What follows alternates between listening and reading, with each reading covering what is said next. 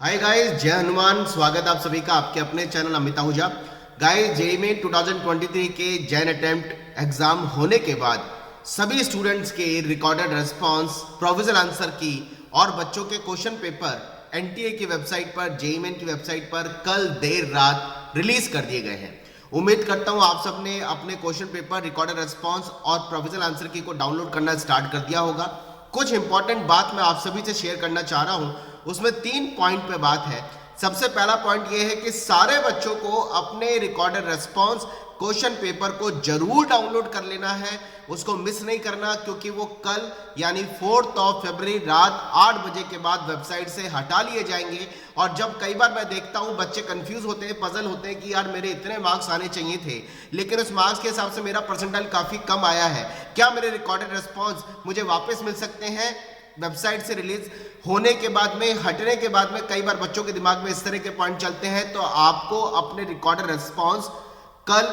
4 फरवरी रात 8 बजे से पहले जरूर डाउनलोड कर लेने हैं, क्योंकि उसके बाद वेबसाइट पर अवेलेबल नहीं होगा। और कई बार बच्चे कंफ्यूज होते हैं कि मेरे इतने परसेंटाइल आनी चाहिए थी, मेरे मार्क्स इतने आने चाहिए थे, वो कंफ्यूज होते हैं, उनके पास अपने रिकॉर्डेड रेस्पॉन्स नहीं होते हैं, इसलिए वो कंफ्यूज होते हैं। उनको पता होना चाहिए कि वो कितने क्वेश्चन सही करके आए हैं, कितने क्वेश्चन सही करके आए हैं, कितने क्वेश्चन गलत करके आए हैं, कितने क्वेश्चन को मार्क का फ्यू में रखा। और देखा जाए तो बाद में पेपर को अच्छे तरीके से एनालाइज करने के लिए, अपनी गलतियों को पकड़ने के लिए कितने क्वेश्चन पर और कितनी मेहनत करनी है, वो पेपर का सिस्टमेटिकली एनालाइज करने के लिए अपने पास क्वेश्चन रिकॉर्डेड रेस्पॉन्स होना बहुत ज्यादा जरूरी है, तो उसको मिस मत करिएगा। दूसरा पॉइंट,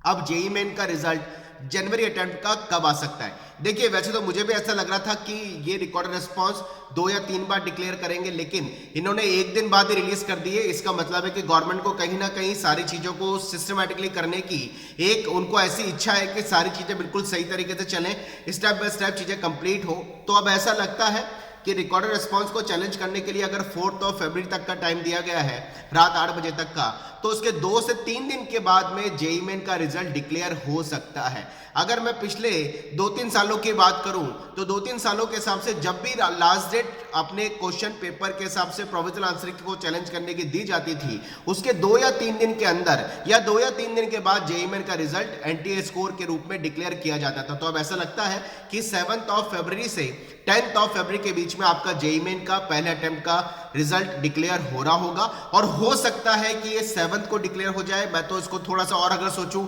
जिस तरीके से गवर्नमेंट मुझे जल्दी दिखाई दे रही है, शायद 6 को कहीं ऐसा ना हो कि रिजल्ट डिक्लेयर हो जाए। लेकिन फिर भी अगर 6 को नहीं आता तो 7 से 10 के बीच में जेईई मेन जनवरी के अटेम्प्ट का रिजल्ट डिक्लेयर हो रहा होगा, ऐसा मेरा मानना है। अब एक तीसरी इंपॉर्टेंट बात मुझे ऐसा देखने में आया, मैंने एक शिफ्ट के पर्टिकुलर कई बच्चों के क्वेश्चन पेपर रिकॉर्ड रेस्पॉन्स को थोड़ा सा देखा बहुत नजदीक जाकर के, तो एक अच्छी बात या सेफ्टी सिक्योरिटी के पॉइंट ऑफ व्यू से जो मुझे पिछले साल नहीं दिखाई दी गई थी, वो एक मुझे चीज दिखाई दी कि हर बच्चे का क्वेश्चन पेपर के अंदर क्वेश्चन का जो सीक्वेंस है वो चेंज है, और क्वेश्चन सीक्वेंस के साथ में उसके आंसर का जो सीक्वेंस है वो भी गवर्नमेंट ने चेंज किया है। लास्ट ईयर मैंने देखा था कि एक पर्टिकुलर शिफ्ट के अंदर सारे बच्चों का क्वेश्चन का सीक्वेंस भी सेम था, उनके आंसर का सीक्वेंस भी सेम था, जिससे चीटिंग करने की पॉसिबिलिटी कहीं ना कहीं बढ़ सकती थी। लेकिन इस बार गवर्नमेंट ने चीटिंग को रोकते हुए सेफ्टी सिक्योरिटी के पॉइंट ऑफ व्यू से कहीं ऐसा ना हो कोई गैम्बलिंग हो जाए, उन सब चीजों के हिसाब से आपके पास बैठने वाला जो बच्चा आपका रहा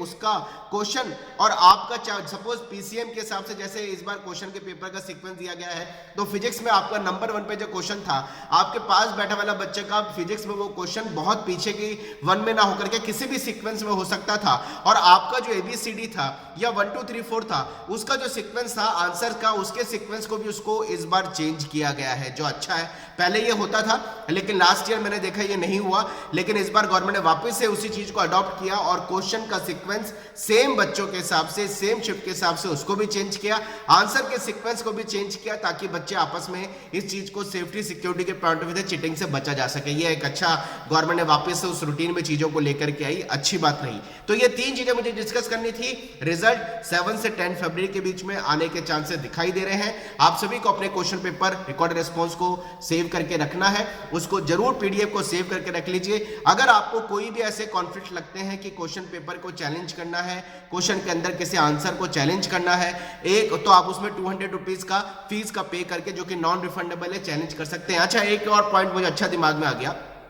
मैंने ये देखा कि 12 शिफ्टों में जो बीटेक का पेपर हुआ, जब हमने क्वेश्चन के हिसाब से आंसर्स को देखा तो किसी भी क्वेश्चन को अभी हाल फिलहाल ना तो बोनस किया गया है ना ड्रॉप किया गया है, हर क्वेश्चन का आंसर दिया गया है, न्यूमेरिकल वैल्यू बेस्ड क्वेश्चन का भी आंसर दिया गया है। तो एनटीए ने 12 शिफ्टों के अंदर किसी क्वेश्चन को अभी ना तो बोनस किया ना ड्रॉप किया। देखते हैं अभी जब रिवाइज आंसर की आएगी, अभी इंडिया के अंदर बहुत सारे बच्चे क्वेश्चंस में जहां जहां उनको डाउट होगा है, मुझे अभी तक फीडबैक जो आया काफी सारे क्वेश्चन में बच्चों को डाउट है, वो चैलेंज करेंगे और उसके बाद जब फाइनल आंसर की आएगी देखते हैं गवर्नमेंट कुछ क्वेश्चन को ड्रॉप करती है या फिर चैलेंज किए हुए क्वेश्चन को एक्सेप्ट करके आंसर चेंज करती है, वो समय बताएगा। अब मुझे कमेंट बॉक्स में आप जरूर लिखिएगा आपकी कौन सी शिफ्ट थी, कौन सी शिफ्ट आपकी एग्जाम की थी, सुबह की थी, शाम की थी, डेट कौन सी थी और आपके कितने मार्क्स एक्सपेक्टेड है जो आपने रिकॉर्डेड रिस्पॉन्स और आंसर की से चेक किए हैं। जरूर बताइएगा। मैं बहुत सारे वीडियो लेकर के आने वाला हूं कि आपके मार्क्स पे आपकी क्या परसेंटेज लाने की संभावना है और साथ साथ आपको कौन से एनआईटी ट्रिपल आईटी में ब्रांचेस मिलने की पॉसिबिलिटी बन पाएगी। लिखते रहिए कमेंट बॉक्स में मुझे, और चैनल पे नए हैं तो जुड़ते रहिए क्योंकि यहां पर इतनी सारी आपको इंफॉर्मेशन भविष्य में मिलने वाली है